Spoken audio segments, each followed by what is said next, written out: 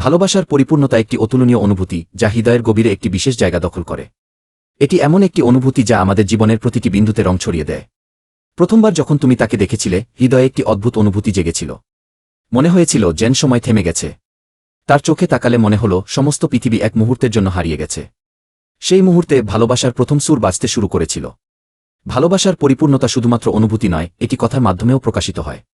তুমি আমার হৃদয়ের রাজ্যে একমাত্র রানী, এই ধরনের কথাগুলো প্রেমের গভীরতা বৃদ্ধি করে। কথার মাধ্যমে যখন তুমি তাকে বোঝাতে পারো যে সে তোমার জীবনের অমূল্য রত্ন, তখন সম্পর্কের সৌন্দর্য আরও বৃদ্ধি পায়। ভালোবাসার আবেগ কখনো কখনো অশ্রুতে পরিণত হয়।